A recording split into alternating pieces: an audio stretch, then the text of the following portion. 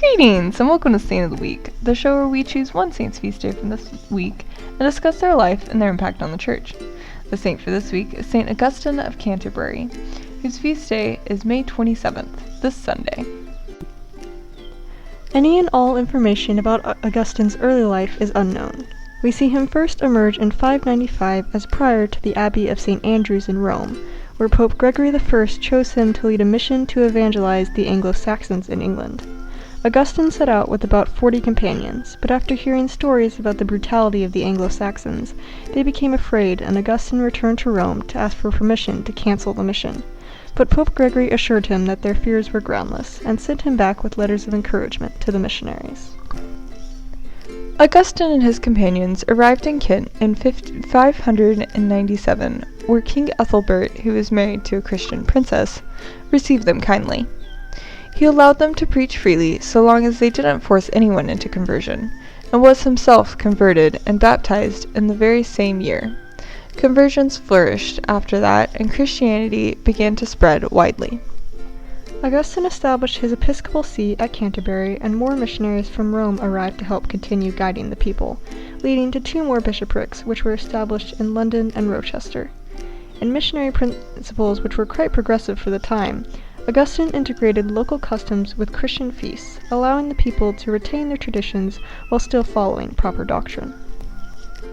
However, even though Augustine had great success with the Anglo-Saxon pagans, he encountered trouble with the already established Breton Christians, who had strayed from the true rites of the Church, and who also harbored a deep bitterness against their Anglo-Saxon conquerors.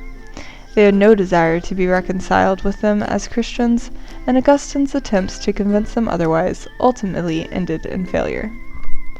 Augustine's work in England was cut regretfully short when he died on May 26, 605, only 8 years after his arrival. He was buried in Canterbury in the abbey which is now known as St. Augustine's, but his shrine was destroyed and his relics lost during the English Protestant Reformation.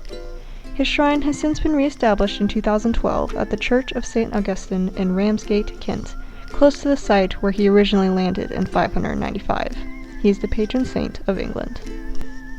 Some may be surprised at how small our knowledge of Augustine's life is, but even though hard historical facts are sparse, the saint's impact on England remains clear. His compassionate method of evangelization left a strong legacy in the country, which eventually became one of the strongest proponents of Catholicism in later times. Known as the Apostle of England, he undoubtedly continues to intercede for it today, along with the rest of the Church across the world. Saint Augustine of Canterbury, pray for us. Our honorable mentions for this week are Saint Bernard of Montjoux, Saint Julia Maria Ledkowska, Saint Giuseppe Morello, Saint Mactildus, Saint Hannibal Maria de Francia, and Saint Adalgis. And of course, there are thousands of other saints who undoubtedly have their feast days this week, but there are so many of them that there is no way we could list them all here. We hope you have enjoyed this episode of Saint of the Week. Thank you for watching, and goodbye. Peace be to you.